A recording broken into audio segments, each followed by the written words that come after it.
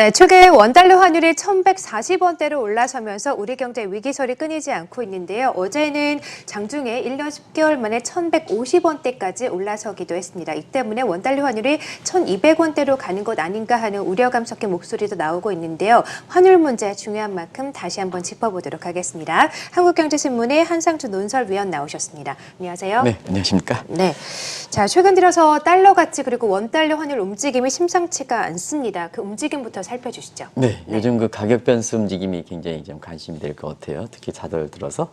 그래서 대외적으로 보면 지금 시청자 여러분 증시에서 이런 문제, 이 문제 때문에 아마 관심이 될 거로 보이는데요. 유가가 오늘 서부텍 사춘기를 같은 거는 안정세를 찾고 있습니다. 그래서 상당히 우리 입장에서는 다양한 일이 아니냐 생각합니다. 그리고 이달 들어서는 외국인의 그 배당금 이런 송금이기 때문에 수급이 좀 상당히 타이트하다. 원달러 환율이 올라갈 수도 있다. 그래서 종전의 밴드폭보다 우리 경제 여건을 본다면 한 50원 정도 올라가는 것을 생각해 보실 필요가 있다는 말씀을 미리 드렸었는데요. 원달러 환율이 어제 1년 10개월, 뭐 이게 신문에 따라서는 좀 다른 것 같습니다. 1년 9개월, 1년 7개월 어느 정도를 기준이냐에 따라서 대체로 2년 만에 처음으로 1,150원대를 기록함에 따라서 환율에 대해서 많이 얘기하고 있죠. 네. 그래서 환율 문제는 미리 짚어보기로 했습니다는 다시 한번 말씀드리겠는데요. 사실 2년 만에 원달러 환율이 1,150원이니까 원달러의 지금의 이렇게 움직임 이런 것을 좀 이렇게 보기 위해서는 중장기적으로 보실 필요가 있다는 걸 말씀드리겠습니다. 한국에서 원달러 환율의 변곡점이 됐던 것은 시청자 여러분 아시겠습니다는 2015년 12월 달에 미국의 금리 인상을 계기로 해서 우리나라의 원달러 환율이 크게 아마 그렇게 변곡점이 됐죠. 그의 원달러 환율 보면은 2016년, 2017년에 밴드폭이 중심만들 피보 레이트가 1,150원을 기점으로 해서 상하 50원 이렇게 움직였고요. 그 다음에 2018년서부터는 그 중심 환율이 한 50원 정도 떨어져서 1,100원에 상하 50원. 이 선에서 거의 이탈되지 않는 이런 모습이 달리됐습니다. 그러면 학계에 묻겠습니다.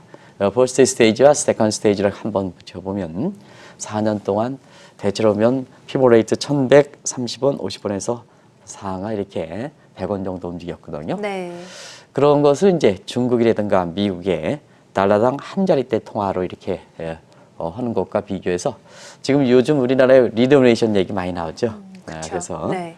지금 중국의 환율 단위 이렇게 말레이시아 환율 단위랑 비슷하게 여기에서 1000분의 1로 리디노메이션을 단행했다 예정될 경우 지난 그 4년 동안 미국의 금리 인상 같은 이런 국제금융 시장에서 커다란 변화가 있었고 우리 입장에선 박근혜 전 정부에서 문재인 정부 크게 정치적으로 거론돼 있고 그 다음에 북미 협상 이런 것 문제라든가 브렉스 문제라든가 미중 문제라든가 이런 문제에 굵직굵직한 사건이 있는데도 불구하고 우리 환율은 사실 0.2원 범위 내에서 상당한 0.2원 범위에서 움직였다 이렇게 됐습니다.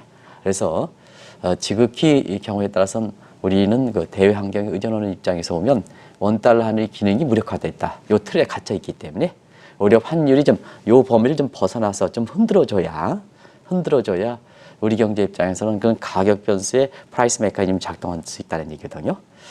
그래서 사실 환율이 이렇게 변곡점이 될 때마다 굉장히 좀 뭐 이런 얘기들이 많이 나온 것 같아요. 1년 전을 보겠습니다. 1년 전은 원달러 환율이 1,054원까지 떨어졌습니다.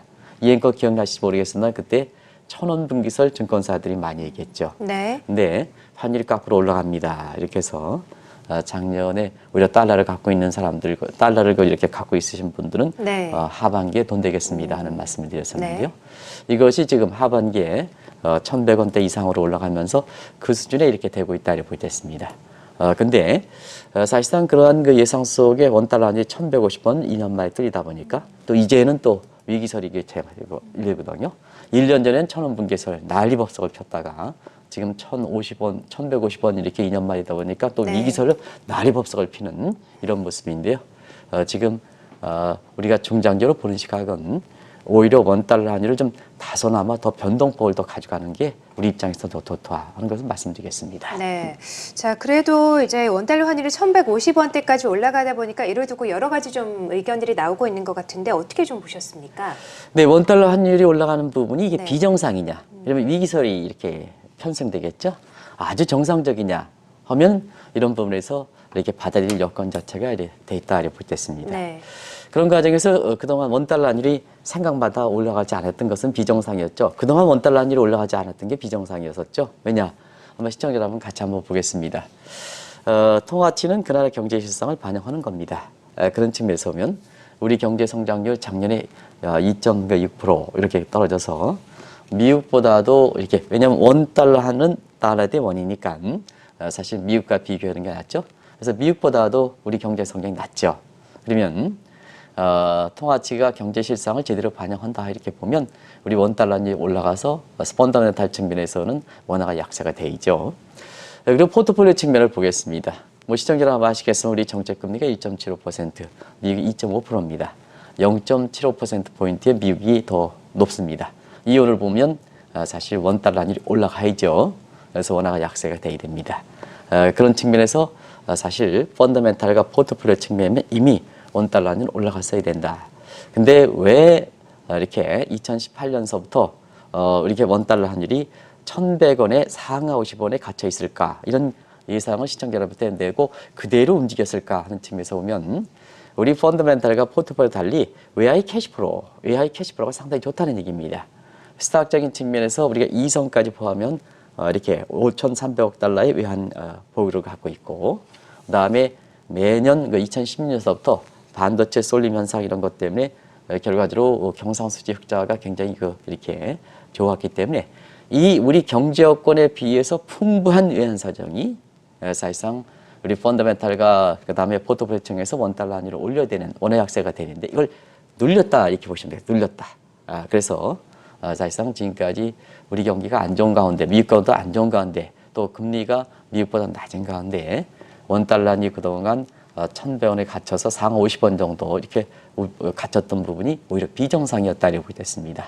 그래서 올해 전망할 때는 올해 같은 경우에는 밴드폭에서 한 50원 정도 우리 경제 효과를 생각하면 오를 수 있다 하는 이런 것을 좀 생각해 보십사 하는 것을 말씀드렸었는데요.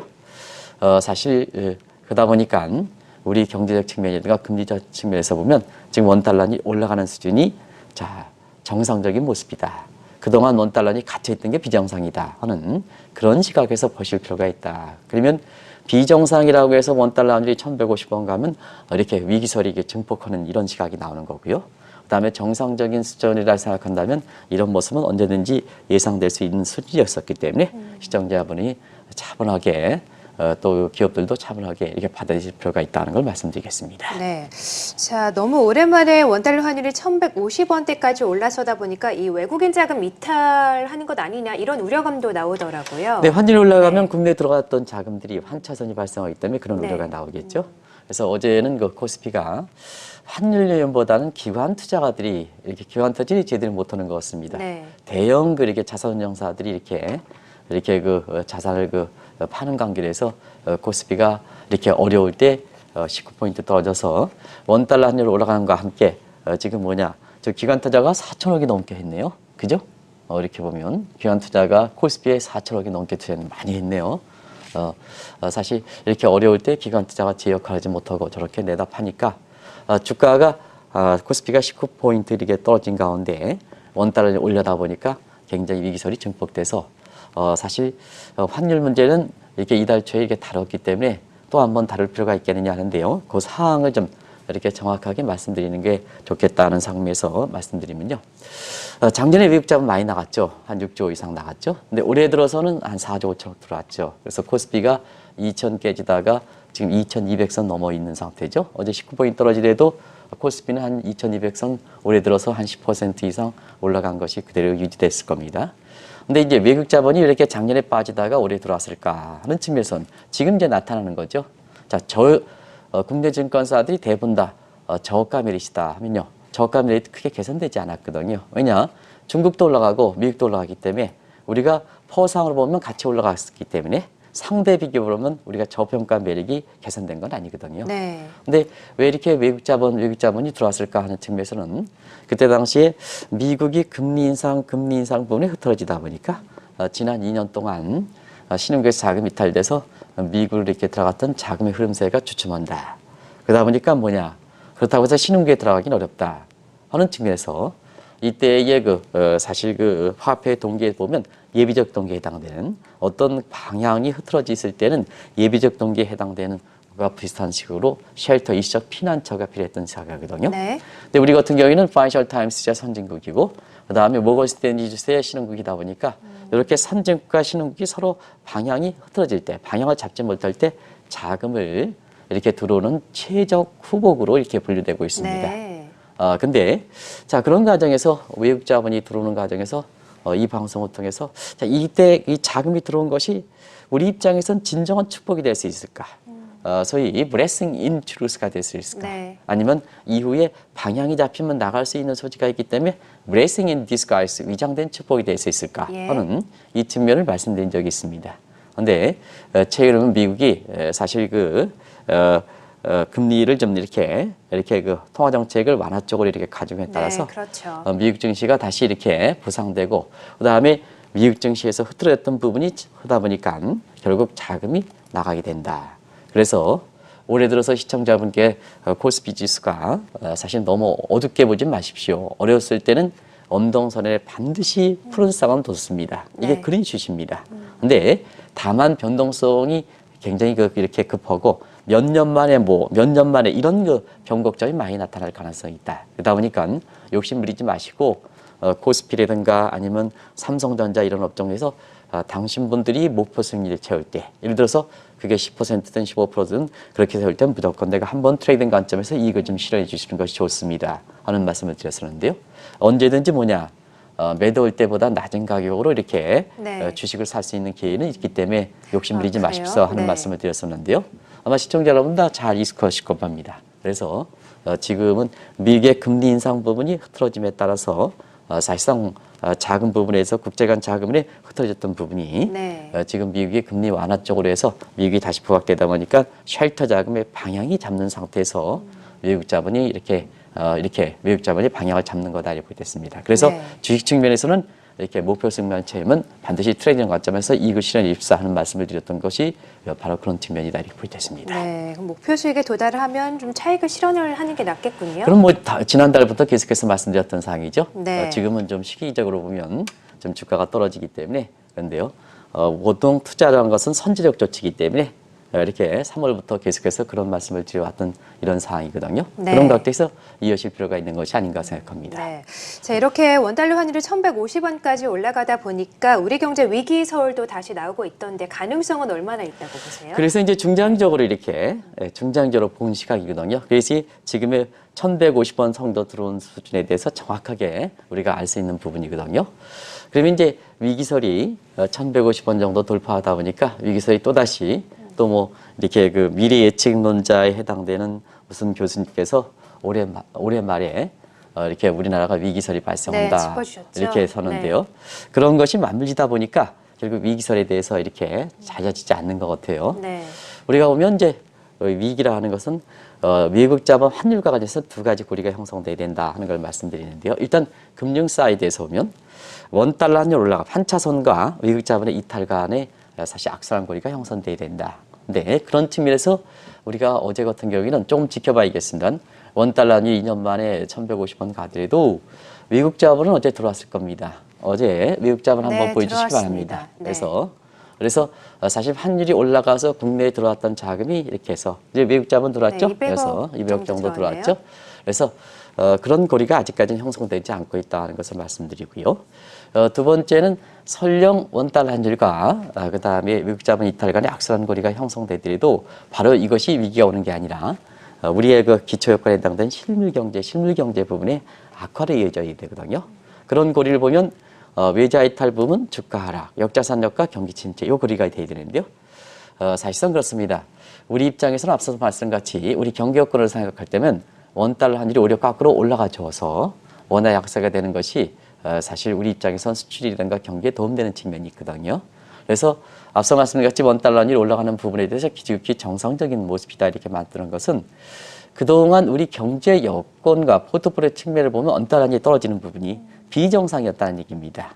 오히려 사실상 비정상이었기 때문에 경제가 안 좋은데 외화 풍부한 사건 때문에 워낙 강세가 되다 보니까 일본처럼 원고의 저주 이런 게 우리나라에서 한번 짚어드린 적이 있습니다.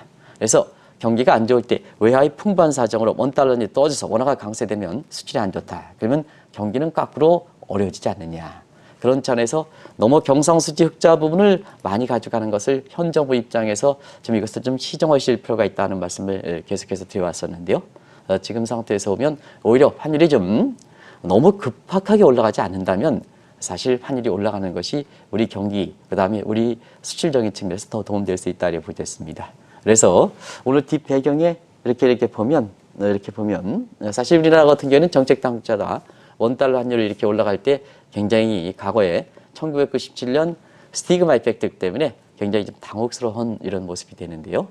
사실 이주열 총재라든가 홍남기 부총리 같은 이런 부분들은 사실 특히 이주열 총재 같은 경우는 이렇게 그 당혹스러운 모습은 아닌 것 같아요. 아마 그런 측면이 개인적으로 이렇게 반영돼서 이런 모습을 보이시는 것이 아닌가 하는 이 추측인데요. 사실 지금은 너무 이렇게 원달러 환율 부분이 요란을 떨 필요가 없다. 1년 전에 그래요? 1,054원에서 1,000원 분계설 이야기 나올 때에 비해서 네. 서로 균형된 시각을 가지실 필요가 있다는 걸 말씀드리겠습니다. 네, 그렇군요. 자, 그러면 앞으로 원달러 환율이 어떻게 될 것인가가 좀 중요한 문제일 텐데 앞으로 어떻게 될 것이며 한국과 미국 간의 금리 차는 좀 어떻게 될 거라 예상하세요? 네, 가장 네. 중요한 게 이제 사실 금리차 부분이죠. 지금 이제 국제 간 자금 흐름이 캐리 자금에서 주도되니까 이 캐리 자금이라는 것은 아시겠지만 금리차다 이렇게 보겠습니다. 네. 그런 과정에서 환율이 1,150원에서 위기설 이런 것이 실현될 수 있을까 하는 측면은 일전에도 한번 짚어드렸습니다는 1990년대 상황과 지금의 이렇게 미국과 한국 간의 상황 또 미국과 다른 국가 상황을 좀 종합적으로 보실 필요가 있지 않냐 생각합니다. 1990년대는 미국 경제와 신경제 신화를 창출하면서 연평균 5% 달성했습니다. 그렇기 때문에 사실 그 다른 국가와 금리 차면에서 그레이트 다이버전스 대발산이 났거든요. 그러다 보니까 미국 쪽으로 자금이 쏠려가는 과정에서 중남미 외채 위기, 그다음에 아시아의 통화 위기, 러시아 네. 모라토리엄 이런 사건들이 줄려 발생했던 상황이거든요. 네. 그래서 그때 당시에 한번 금리 차를 보고 지금의 이렇게 미국과 다른 국가의 금리를 한번 같이 보시고 경제효과를 같이 보시면 이렇게 원달러 환율 모습과 위기선 이런 문제에 대해서 나름대로 판단할 수 있지 않냐 생각합니다. 요거는 이달 초에 얘기했던 내용을 그대로 가져와서 말씀드리는 겁니다. 그래서 페드가 94년 이후에 금리를 얼마나큼 가파르게 올렸냐면요. 3.7에서 6%까지 올렸다. 그것도 1년 만에 올렸다. 아주 올리는 것도 중요하지만 단기간에 올려야지 그러네요. 자금 흐름이 네. 이렇게 되는 거거든요. 근데 같은 경우에 독일의 분다스방크는 5에서 4.5% 내렸다. 근데 이 방송이 한 이달 초에 나갔을 때 시청자분께서 독일의 분다스방크가 있느냐 하는데요. 유로화가 출범한 것이 1999년입니다. 그래서 지금의 그 분다스방크 집행 기능에 흡수 통합된 것이 이렇게 시청자 여러분 아시겠지만 1999년 유로피언 센트럴 뱅크에 있거든요. 분데스방크는 그 위에는 사실 의사의 결정 기능이 없고 집행 기능만 ECB에서 결정된 집행 기능만 담당했습니다. 그런데 이때 상황이 94년 상황은 유로가 출범 전이죠. 그래서 우리가 이달 초에 이렇게 자막으로 나왔던 분다스방크는 유럽의 핵심 역할을 했다 이렇게 보겠습니다. 유럽의 금리를 주도했다 이렇게 보겠습니다. 그때는 미국은 이렇게 중국은 올라오지 못했었고, 그 다음에 일본이 프라자 협정에 의해서 사실상 환율이 갇혀 있기 때문에 인위적으로 조정됐기 때문에 세계에서 금리차는 독일의 분다스방크를 얘기하는 것도 바로 그런 측면이다. 다시 한번 좀 말씀드리겠습니다. 한국경제TV의 방송이 잘못된 게 아니라 유로피언 센트럴 뱅크가 1999년에 출범했기 때문에 그 이전에는 사실 국제 간 자금 흐름에 독일의 분다스방크가 가장 큰 역할을 했다. 그래서 비교해 드리는 거다 이렇게 보겠습니다. 근데 지금은 한번 보겠습니다. 트럼프 정부가 경제가 좋다 하더라도 지금 성장세가 2%죠. 그래서 1990년대에 비해서 절반 이하다 하는 걸 말씀드리고, 그다음에 그 경기가 어렵다 보니까 사실 페드가 금리 인상분을 사실상 중단한 자치죠. 이 문제는 시청자 여러분 잘 아시겠습니다. 2015년 12월 달에 미국 기준금리 정책금리가 하단은 0%, 그 다음에 상단은 0.25%였습니다. 지금은 사실 그 위에 3년 3개월 금리를 올려서 하단은 2.25%, 상단은 2.5%입니다. 출구 전략이 마무리되려면 대체로 보면 한 4% 이상 올라가야 되지 않느냐. 아무리 하더라도 중립금리 3% 이상 올라가야 되지 않느냐 해서 최소한 2020년까지 출구 전략을 이렇게 지속할 것이다. 그래서 미국의 페드에서 보면 출구 전략의 333 전략, 옵티멀 컨트롤에서 333 전략이 매년 3년 동안, 2018년에서 2020년 동안, 그 다음에 매번 세 차례 걸쳐서, 그 다음에 중립금리 3%를 올린다 하는 전략이 사실 옵티멀 컨트롤 율이었거든요. 네. 그러한 전략을 내부적으로 갖고 있는데도 불구하고 이번에 중단한 조치를 발표했지 않습니까? 예. 그래서 지금 미국도 금리 이번에 강하게 금리 인상분을 가져갈 수 있는 부분은 아니기 때문에 실물 경제도 그렇고 금리 차면도 그렇고 당시에 1990년 원달러인지 급등해서 한국의 위기 상황을 이렇게 초래했던 이런 상황은 분명히 아니다 하는 걸 말씀드리겠습니다. 네. 자, 또 특히나 미국의 달러 정책이 어떻게 될 것이냐도 중요한 변수일 텐데 1990년대 그리고 지금과 비교했을 때는 어떨까요? 네. 네. 사실은 우리가 보면 달러 가치를 문제를 했을 때는 항상 말씀드리는 금리와 같은 경제와 같은 소위 머큐리 펀더멘탈 요인과 그다음에 미국은 중심통화이기 때문에 사실 미국의 달러 정책 같은 마스 요인을 같이 봐야 된다. 그래서 항상 우리가 미국의 그 원달러를 볼 때는 미국 측 요인의 금리 인상 버튼 머큐리 요인만 강조해서 2015년 12월 달에 금리를 올리니까 달러가 강세된다, 달러 잡으십시오 이렇게 했는데 그게 일단에 실패했던 것도 달러 약세 정책 마세는 고르지 못했던 요인이다 이렇게 보겠습니다. 그런 측면에서 앞서 말씀드린 것처럼 미국의 그 경제 성장률 금리와 같은 이런 머큐리 요인 이렇게 1990년부터 90년에 비해서 좀 약화되어 있다는 걸 말씀드리고요. 그 다음에 1990년대에 비해서 무역 적자가 지금이 더 큽니다. 그리고 무역 적자도 컨트롤할 수 있느냐 컨트롤하지 못하느냐가 중요한 건데요. 네. 사실 일본은 미국의 전통적인 동맹국입니다. 네. 그리고 사실 전후에 유럽판 마샬플랜과 마찬가지로 일본판 마샬플랜에서 일본 경제를 이렇게 살려준 것이 미국입니다. 그래서 말을 잘 듣는 국가가 일본이다. 근데 일본과 무역 적자를 기록했던 것이 1990년대입니다. 근데 지금은 어떠냐? 지금은 사실 중국과의 무역 적자일 뿐입니다. 그래서 미국과 중국 간의 마찰이 이렇게 많이 발생할 수밖에 없는 이러한 상황이거든요. 그런 각도에서 1990년대 원달러를 급등시켰던 루빈 독토린과 마찬가지로 슈퍼 달러 시대, 소위 엔달러 79에서 148엔까지 가서 그때 원엔 동저가 있는 상태에서 원달러 환율을 우리 같은 경우는 730원대에서 2,000원까지 올라가는 이런 모습을 양출하기는 상당히 힘든 게 아닌가 이렇게 보고 있습니다.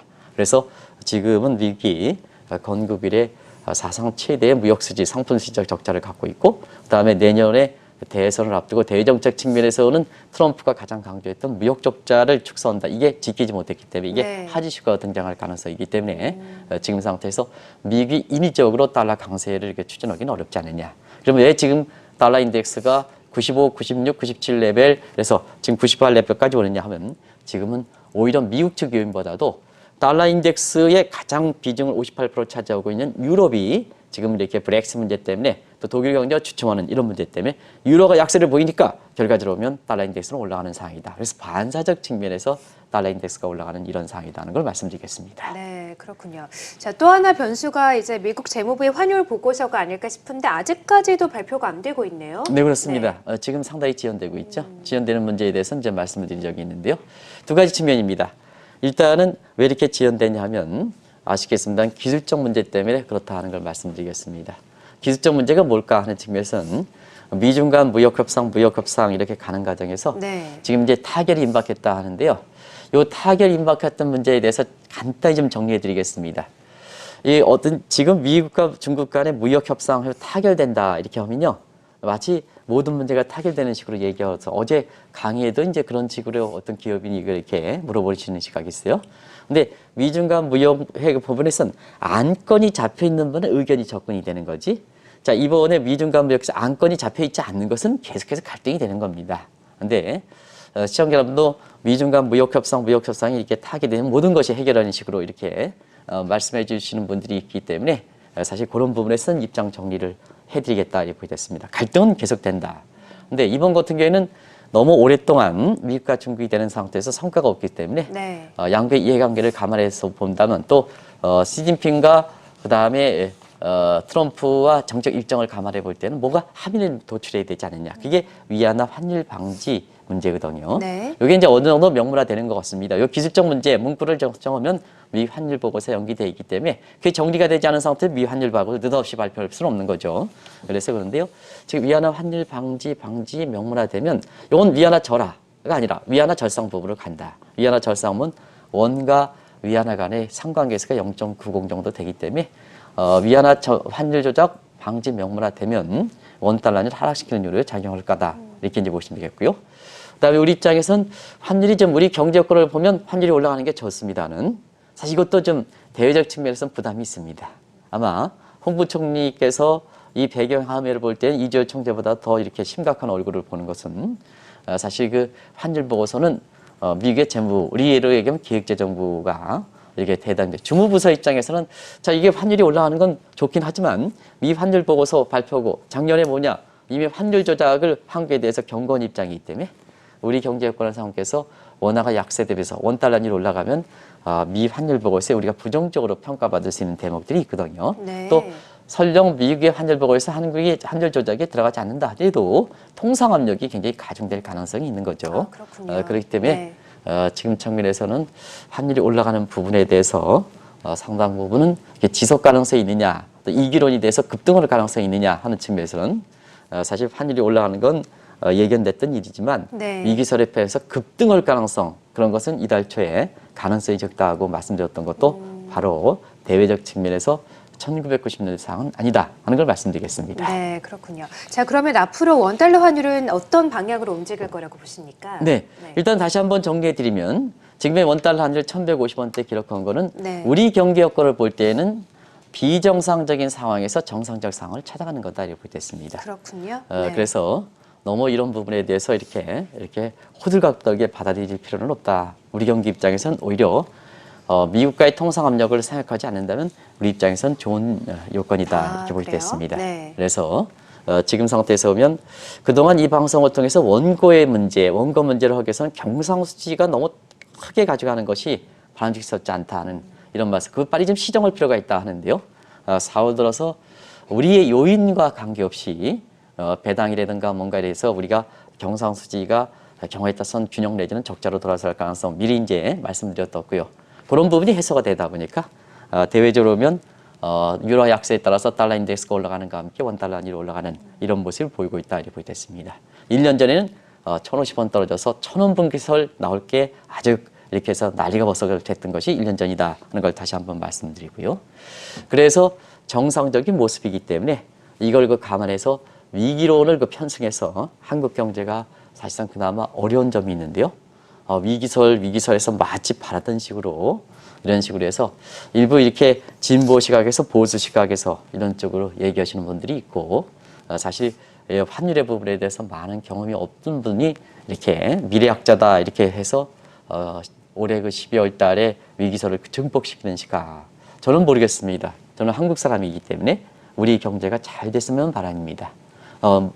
사실상 그런 측면에서 보면 우리가 현재 상황을 정확히 짚어보고 우리가 될 필요가 있지 않느냐 생각하고요. 또 한 가지는 기관 투자가 기관 투자 어제 4천억 이상 매도하는 이런 모습인데요.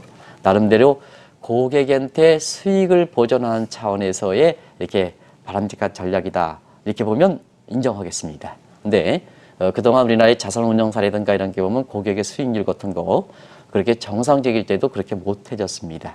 그렇다고 본다면 기관 투자의 또 하나의 역할은 이렇게 어려울 때 사실 뭐냐 우리 경제를 안정시키는 효과도 크게 이렇게 정책 단계에서 큰 역할 중에 부여기는 게 하나가 다 생각하거든요. 그렇죠. 그래서 어려울 때 이렇게 저렇게 4천원 이상 내다 팔면 이게 기관 투자 역할이냐 정상적일 때 수익을 제대로 이렇게 보장해 주지 못하는 상태에서 그래서 아마 감독 당국이라든가 이런 데서는 이런 것들을 이렇게 시장의 자율기능을 존중한다 하더라도 이런 부분에 대해서 정상적일 때 제대로 해주지 못하다가 이렇게 어려울 때 이렇게 우리 경제를 더 어렵게 해서 사실 원달러율 올라가는 모습이 지독히 그 정상적인데도 불구하고 위기를 증폭시킬 수 있는 이러한 그 역할은 사전에 좀 규제를 해줄 필요가 있지 않냐 생각합니다.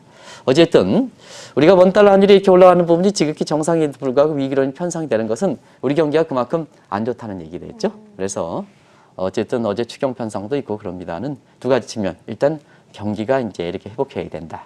그러면 경기가 불확실할 때는 지금처럼 불확실한 환경에서 목표를 제대로 설정하는 게 중요하죠. 그래서 두 가지 측면. 국정운영 목표는 이제는 경제 문제 추정해야 된다. 현 정부의 국정운영 문제는 남북 문제 중요합니다.